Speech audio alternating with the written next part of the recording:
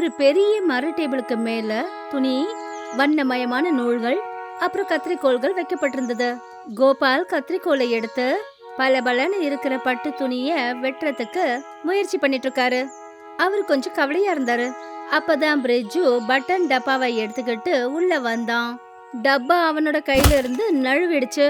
அப்புறம் எல்லா பட்டனும் கோபாலோட டேபிள்ல செதறிடுச்சு. கோபால் கோபத்துல கத்திரிக்கோலை தூக்கி தூரம் வீசினாரு. பிரிட்ஜு, நீ எப்ப பார்த்தாலும் எல்லாத்தையும் வீணாக்கிட்டே இருக்க. என்ன பண்ணிருக்கேன்னு, நான் ராஜாவோட மந்திரிக்கு புது குர்தா தைக்கலான்னு முயற்சி பண்ணிட்டு இருக்கேன். நீ இப்ப கீழே இந்த மாதிரி பட்டனை இறக்குற. உன்னுடைய கவனம் எப்பவுமே வேலையில இருக்கிறது இல்ல. எப்ப பார்த்தாலும் நீ என்ன திட்டிட்டு இருக்கிற கோபால். நான் வேணும்னு பட்டனை கீழே கொட்டல. நீ தப்பான முறையில துணியை வெட்டிட்டு இருக்க. அப்படி நான் சொன்னதை நீ கேட்டினா நம்மளுடைய கடை நிலைமை இப்படி வந்திருக்காது. நாம 2 பேரும் ஒன்னா சேர்ந்து வேலையை செய்ய முடியறதே இல்ல. கோபாலுக்கு இன்னும் அதிகமா டென்ஷன் ஆயிடுச்சு. அப்பதான் பிரிட்ஜு அந்த துணிய தன்னோட பக்கமா இழுத்தான். கோபால் திரும்பவும் அவர் பக்கம் அந்த துணிய இழுத்தாரு. இந்த மாதிரி இழுப்பறியில அந்த துணி நடுவுல கிழிஞ்சு போச்சு. பாத்தியா, ராஜாவோட மந்திரி விலை உயர்ந்த துணியை கிழிச்சிட்ட பாரு. இப்ப நாம அவருக்கு என்ன பதில் சொல்றது? உன்னுடைய பிடிவாதத்தினால நம்மளுடைய மொத்த வியாபாரத்தையும் ஊத்தி மூட வேண்டியதுதான். நீ எனக்கு மோசமான நண்பன். கோபால், தப்பு உன்னுடையதுதான். நீ எப்ப பார்த்தாலும் உன்னுடைய விருப்பப்படி நடந்துக்கிற. நாம 2 பேரும் இப்படி ஒருத்தருக்கு ஒருத்தர் சண்டை போடுற வரைக்கும் நம்ம கடையில நஷ்டம் மட்டும்தான் ஏற்படும். எனக்கு உன் கூட வேலை செய்ய விருப்பமே இல்லை. 2 பேரும் ஒருத்தருக்கு ஒருத்தர் சண்டை போட்டுக்கிட்டாங்க. அப்புறம் வேலையை பாதியிலேயே விட்டுட்டு அந்த இடத்த விட்டு போயிட்டாங்க. கொஞ்ச நேரத்துக்கு அப்புறம் அந்த மார்க்கெட்டே ரொம்பவும் பிஸியா இருந்தது. கோபாலும் பிரிட்ஜுவும் அந்த இடத்துக்கு வந்தாங்க. அப்புறம் ஒரு பெஞ்ச்ல வந்து உட்காந்துட்டாங்க. 2 பேரும் இப்பவும் ஒருத்தருக்கு ஒருத்தர் கோவமா இருக்காங்க. அப்பதான் ராஜாவோட மந்திரி விக்ரம் அங்க வந்தாரு. அவரை பார்த்ததும் கோபாலும் பிரிட்ஜுவும் எழுந்து நின்னுட்டாங்க. கோபால், பிரிட்ஜு, என்னுடைய புது ராஜாவோட குர்தா எங்க? நாளைக்கு அரண்மனையில ஒரு பெரிய விழா நடக்குது. எனக்கு இப்போ அந்த குர்தா வேணும். அப்படி என் வேலை நேரத்துக்கு நடக்கலன்னா நான் உங்க கடைக்கு பூட்டு போட்டுடுவேன். ஐயா, எங்களை மன்னிச்சிருங்க. நாங்க பெரிய தப்பு பண்ணிட்டோம். வேலை செய்யும் போது துணி நடுவுலயே கிழிஞ்சிடுச்சு. ஐயா, என்னால துணி கிழியல. கோபாலண்ணன் தான் தவறான முறையில பிடிச்சி இழுத்தாரு. விக்ரம் பார்க்கறதுக்கு ரொம்ப கோவமா இருந்தாரு. அவங்க 2 பேரும் பேசும்போதே நடுவுலயே அவங்கள தடுத்துட்டாரு. உங்களுடைய உருப்படாத சண்டைய பத்தி எங்களுக்கு எந்த கவலையும் கிடையாது. உங்க 2 பேருக்குள்ள ஒற்றுமையே இல்ல. அப்படி நாளைக்குள்ள எனக்கு அந்த குர்தா வரலனா உங்களுக்கு தண்டனை கிடைக்கும். நான் கேள்விப்பட்ட மலை பகுதி கிட்ட ஜுடுவாப்பூர்ன்ற மாய கிராமம் இருக்கு. அங்க மக்கள் அற்புதமான வேலைகளை செய்யறாங்க. அங்க போய் ஏதாவது கத்துக்கங்க. இப்படி சொல்லிட்டு கோவத்தோட விக்ரம் திரும்பினாரு. அப்புறம் அந்த இடத்த விட்டு போனாரு. கோபாலும் பிரிட்ஜுவும் ஒருத்தர் பார்த்துக்கிட்டாங்க. அவங்களோட மனசுல இப்பவும் கோவம் இருந்தது. இருந்தாலும் விக்ரம் சொன்னதை 2 பேரும் ஏத்துக்கிறதுக்கு முடிவு பண்ணாங்க. சில சமயத்துக்கு அப்புறம் கோபாலும் பிரிட்ஜுவும் ஜுடுவாப்பூர் கிராமத்தை நோக்கி அவங்களோட பயணத்தை ஆரம்பிச்சாங்க. போற வழியிலையும் 2 பேரும் ஒருத்தருக்கு ஒருத்தர் தூரத்தை மெயின்டைன் பண்ணாங்க. அப்பதான் அவங்களுக்கு ஏதோ ஒரு மிருகம் உருங்குற சத்தம் கேட்டுச்சு. 2 பேரும் பயத்துல நடுங்க ஆரம்பிச்சாங்க. பாத்தியா, தனியா போறதுனால எவ்வளவு ஆபத்துன்னு. இப்படி நாம தனித்தனியா அந்த கிராமத்துக்கு போய் சேரவே முடியாது. சரி, இந்த தடவை நீ சொல்றத நான் ஒத்துக்கிறேன். சரி வா, நேரத்தை கடத்த வேண்டாம். 2 பேரும் ஒத்துக்கிட்டாங்க. அப்புறம் ஒன்னா சேர்ந்து நடந்து போக ஆரம்பிச்சாங்க. சாயந்தரம் கோபால் அப்புறம் பிரிட்ஜு ஜுடுவாப்பூர் கிராமத்தோட நுழைவாயிலுக்கு வந்து சேர்ந்தாங்க. அங்க பார்க்கறதுக்கு ஒரே மாதிரி இருக்கிற ரெட்டையர்களை இவங்க பார்த்தாங்க. அவங்க சரண் அப்புறம் ஷரண். சரணும் கோபாலும் பிரிட்ஜுவும் கிராமத்தை நோக்கி வரத கவனிச்சாங்க. அப்புறம் அவங்கள தடுத்தாங்க. எங்க கிராமம் ஜுடுவாப்பூர் வாசல்லையே நில்லுங்க. உங்க மனசுல கொஞ்சம் கூட நிம்மதியே இல்ல. எங்க கிராமத்துக்கு காரணம் இல்லாம வர்றதுக்கு அனுமதியே கிடையாது. ஆனா நீங்க 2 பேரும் பார்க்கறதுக்கு ஒரே மாதிரி இருக்கீங்க. உங்களுடைய குரலும் ஒரே மாதிரி இருக்கு. நாங்க ரொம்ப பெரிய கஷ்டத்துல இருக்கோம். எங்களுக்கு உங்க கிராமத்தினுடைய மாயை பத்தி தெரியணும். நாங்க 2 பேரும் இந்த கிராமத்தோட பாதுகாவலர்கள். இங்க எல்லா வேலைகளும் ஒற்றுமை அப்புறம் புரிதலோட தான் நடக்கும். நிஜமாவே உங்களுக்கு கத்துக்கணும்ன்ற விருப்பம் இருந்தா உள்ள வர்றதுக்கு உங்களுக்கு அனுமதி உண்டு. கோபால் பிரிட்ஜு 2 பேருமே அவங்க சொன்னதை ஒத்துக்கிட்டாங்க. அதுக்கப்புறம் சரணும் ஷரணும் அவங்க 2 பேரையும் கிராமத்துக்குள்ள வர விட்டாங்க. மறுநாள் கோபாலும் பிரிட்ஜுவும் ஷரண் அப்புறம் சரண் கூட கிராமத்துல அவங்களோட வேலைகளை பார்க்க போனாங்க. அவங்க ஒரு சூட் கடைக்கிட்ட நின்னாங்க. அப்ப பார்த்தாங்க, அங்க 2 ரெட்டையர்கள் சேர்ந்து தறியில ஒரு கம்பளத்தை தயாரிச்சாங்க. 2 பேரும் ஒருத்தருக்கு ஒருத்தர் பேசிக்கவே இல்லை. ஆனாலும் அவங்களோட வேலை ரொம்ப சரியா இருந்தது. இது உண்மையிலேயே ரொம்ப அற்புதம். 2 பேரும் ஒரு வார்த்தை கூட பேசாம இவ்வளோ பெரிய கஷ்டமான வேலையை எப்படி செய்றாங்க? இதுதான் எங்க கிராமத்தோட உண்மையான மாயை கோபால். இங்க 2 பேரும் சேர்ந்து ஒரு வேலையை பார்க்கும்போது அவங்க 2 பேரும் வெவ்வேறு புத்தியை வச்சு யோசிக்கிறது இல்ல.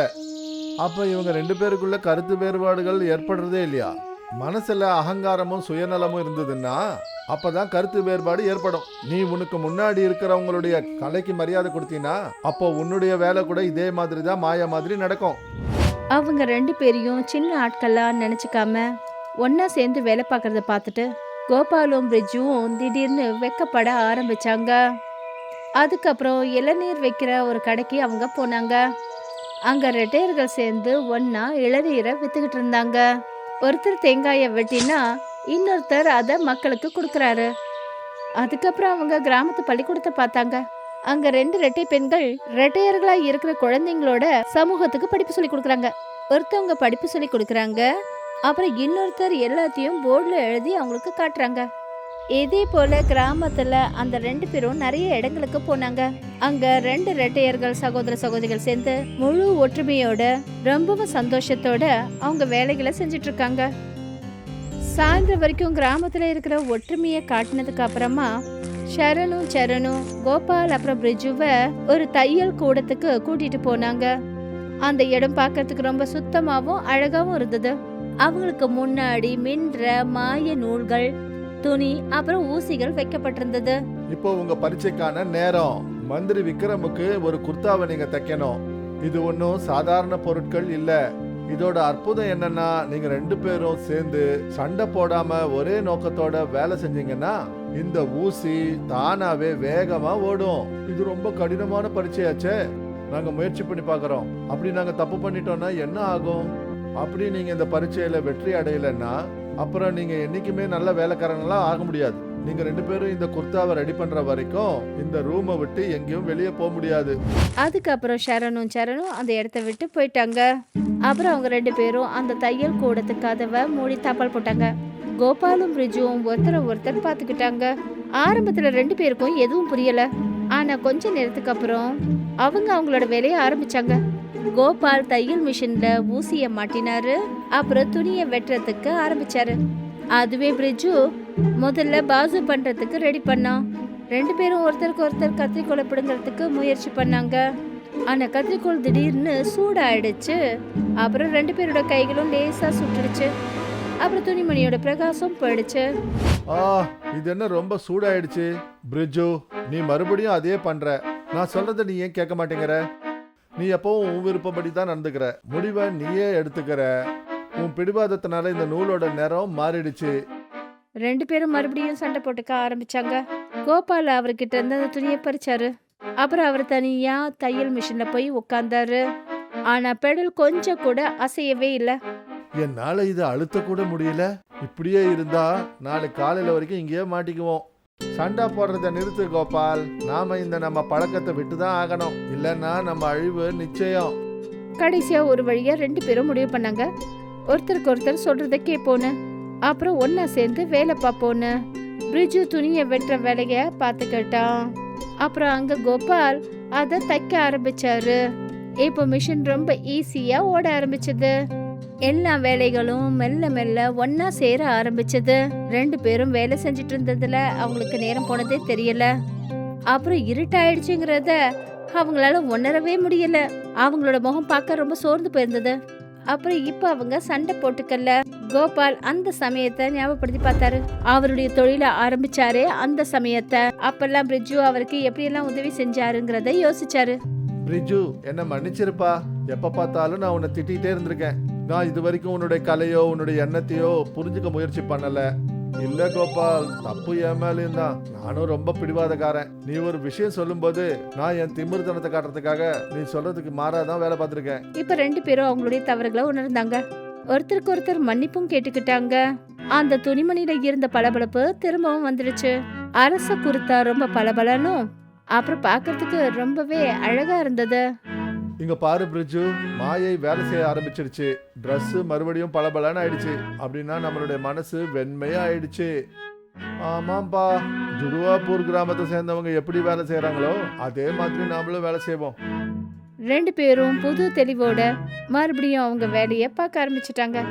இப்போ ஒருத்தருக்கு ஒருத்தர் அவங்க சந்தேகப்படுறதுக்கு பதிலா ஒருத்தருக்கு ஒருத்தர் திறமைய பாராட்டிக்க ஆரம்பிச்சாங்க.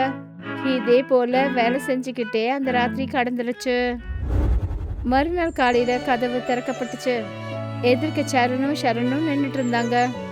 அவங்களோட மந்திரி விக்ரமும் வந்தாரு. அவர் பார்த்தாரு கோபாலும் பிரிட்ஜுவும் ஒரு பக்கமா படுத்து தூங்கிட்டு இருக்காங்க. அப்புறம் அரச குருத்தா அங்க பொம்மையில மாட்டப்பட்டிருந்தது. அது பார்க்க ரொம்ப அழகா இருந்தது. சரணும் ஷரணும் உள்ள வந்தாங்க. அப்புறம் கோபால் பிரிட்ஜுவை எழுப்பினாரு. இது ரொம்ப அற்புதம். என் வாழ்க்கையில இந்த மாதிரி அழகான குர்தாவை பார்த்ததே இல்லை. கோபால், பிரிட்ஜு, இதை தச்சது நீங்க 2 பேர் தானா? இது எங்க 2 பேர் உழைப்புக்கான பலன். ஆனா இந்த வேலையை நான் தனியா செய்ய முடியாது. ஜுடுவாப்பூர் கிராமத்தை சேர்ந்தவங்க ஒற்றுமையனுடைய உண்மையான அர்த்தத்தை சொன்னாங்க. உண்மையான மாயை தடியோ இல்ல மந்திரத்தாலேயோ இல்ல. உண்மையான மாயை 2 பேரும் ஒன்னா சேர்றது தான். எப்ப நாங்க 2 பேரும் எங்க திமிர்த்தனத்தை விட்டோமோ எங்களோட வேலை தானாவே நல்லதா முடிஞ்சுது. நீங்க 2 பேரும் முழுமையா இந்த பரீட்சையில வெற்றி அடைஞ்சிட்டீங்க. நீங்க எங்க கிராமத்தோட மாய ரகசியத்தை கண்டுபிடிச்சிட்டீங்க. ஒற்றுமை தான் ரொம்ப பெரிய மாயை. இப்போ நீங்க 2 பேரும் உங்க கிராமத்துக்கு திரும்பி போலாம். விக்ரம் அந்த குர்தாவை எடுத்துக்கிட்டாரு. அப்புறம் பரிசா தங்க பொற்காசுகளால நிறைஞ்ச ஒரு சின்ன மூட்டைய டேபிள்ல வச்சுட்டாரு. அவங்க 2 பேருக்குள்ள இருக்கிற மாற்றத்தை பார்த்து விக்ரம் ரொம்பவே சந்தோஷப்பட்டாரு. கோபாலும் பிரிட்ஜுவும் ரொம்ப சந்தோஷத்தோட ஒருத்தரை ஒருத்தர் கட்டி அணைச்சுக்கிட்டாங்க. கொஞ்ச நாளைக்கு அப்புறம் கோபாலும் பிரிட்ஜுவும் 2 பேரும் ஒன்னா சேர்ந்து அவங்களோட கடையை ஒற்றுமையோட நடத்தினாங்க. இடம் பார்க்கறதுக்கு முன்ன விட ரொம்ப சுத்தமாவும் அழகாவும் இருந்தது. இப்ப அங்க எந்த ஒரு சலிப்புத்தன்மையோ இல்ல கோவமோ கிடையவே கிடையாது. பிரிட்ஜு துணியை வெட்டுற வேலைய பார்த்துக்கிட்டு இருக்கான்.